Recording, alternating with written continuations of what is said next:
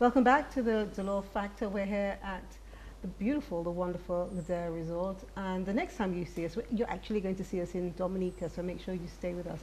At the moment, I have Cabrina with me. Ice is going to be rejoining us a bit later. But just to leave off from where we were in the first segment, we were talking about young people and not the responsibility, but how some the young people just there's all different types of young people, and so there are all different ways of them feeling that they need to be responsible for their lives. What's your take on a young person who is perhaps stuck in terms of they have a talent and they just stuck? My take is that, well, first of all, I will agree with you that every young person has a talent. The key thing is to making the best out of that talent, or to recognize what that talent is and pursuing it. Sometimes in society, there are not many avenues for persons to showcase the talent. For example, someone may be academically inclined and someone else may be into the culinary arts, and you find, well, with the hotel industry, I think a few courses are made available, but sometimes as well, due to financial constraints, that particular person or persons may not be able to get those courses done. With regards to the sporting arena, there are complexes where there's the playing field or the basketball court where you could actually go in to facilitate with your training and whatnot to better equip you if you're someone who is inclined on the sporting side of it. Adding to that as well, in terms of young persons and their dream, you must never give up. You have to work exceedingly harder to achieving what you really want. So I can perhaps take me for example. I mean, growing up, back then it wasn't as easy as one would think it is. You go through your struggles, but determination is the key. You go to school, you make the most out of it, and even after pursuing secondary education, you have to move into tertiary, and you need to have an aim into what do you want to become, what are you aspiring for. I mean, okay, you say that, but who said that to you? Parents. Okay. You need to have a goal. You need to know, because growing up, it is being drummed in your head. What do you want to be when you grow old? And you would think, but I'm still a child. But yes, you need to have a career. You need to know what you want to become. So I would be, I want to be a nurse, or I want to be a teacher. But then later on, it's like you sit or you watch media-wise, you watch certain, whether it's broadcast or radio-wise, and you'll be like, but who's this? You ask the question, who's this? How did they get to speak like that? How did they do that? Why are they so bright? And then you start to train for yourself to basically try to carry on that very same pathway. You build up yourself, and thankfully you do the necessary courses. But how did you start? So from what you've said, you didn't have any true route, true path. But then all of a sudden, something media related happened and you realized, I'd like to do that.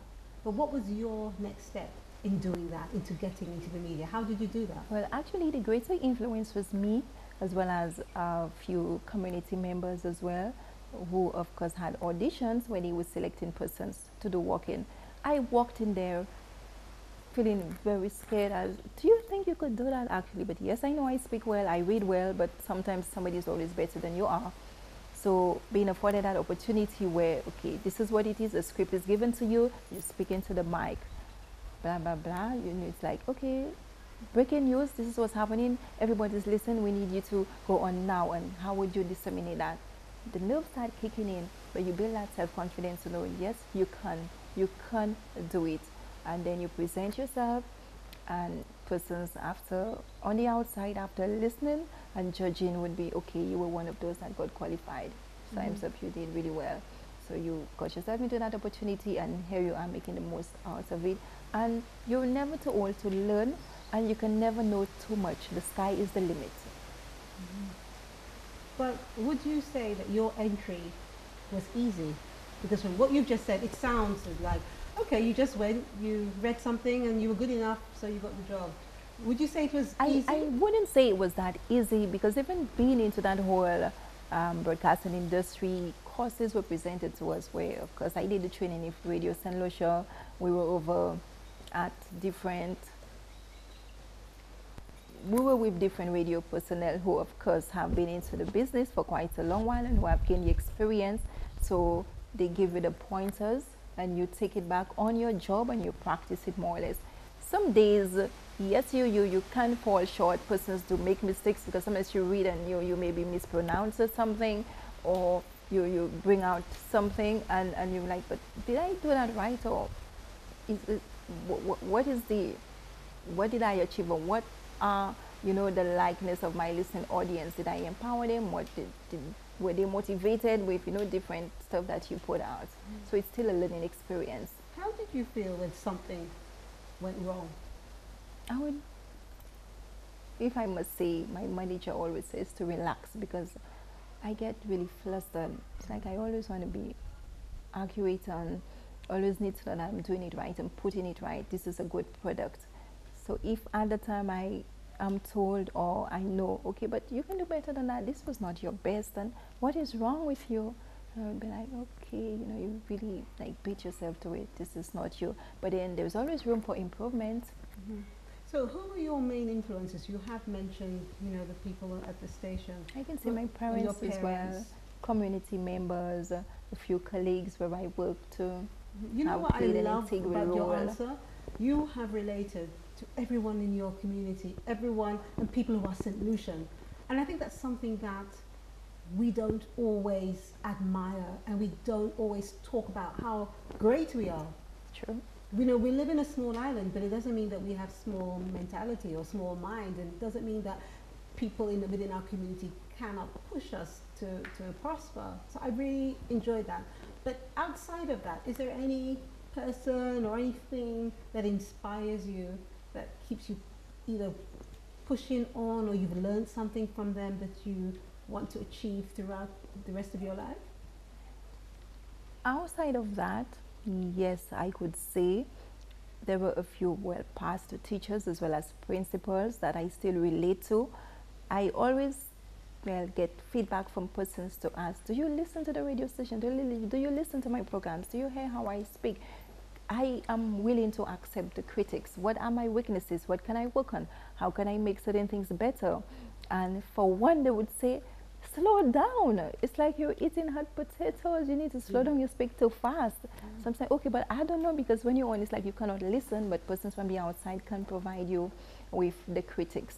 So that, for one, I need to take into consideration, as well as, well, again, I'm looking at like radio personnel on the national scheme as well too. They're pretty great. If I were to say, Jade Brown is one of my #1 role models. I just love the way she delivers and presents. So I'm hoping actually that one day I could be just as good as she is. Good for you. And I was saying to you earlier that I think that radio is a much harder medium to work with than television. Reason? Because with radio, you always have to be bright and cheery, and you just have to be. No one can see you, but they can hear your voice. True. On the television, I look into a camera, I see my camera person, there are other people around me. And if I do look like, oh, I'm not active enough, or my voice isn't as cheery as it should be, I've got people doing, you know, all kinds of so I can cheer myself up. And the other thing, the reason why I think radio is harder, is because it's a very strange thing. Have you noticed that some people say, I can't hear you now, I need my glasses? It's like some people, it's not, they don't use their glasses to see. They feel comfortable when they have their glasses on and they can listen, because they've got the vision and they can listen. They don't really need the TV. Okay. They rely on the voice. They rely on how the voice sounds more than how I'm looking. I know I haven't persuaded you. Okay, well, with that being said, let me just say, I have to go to the break.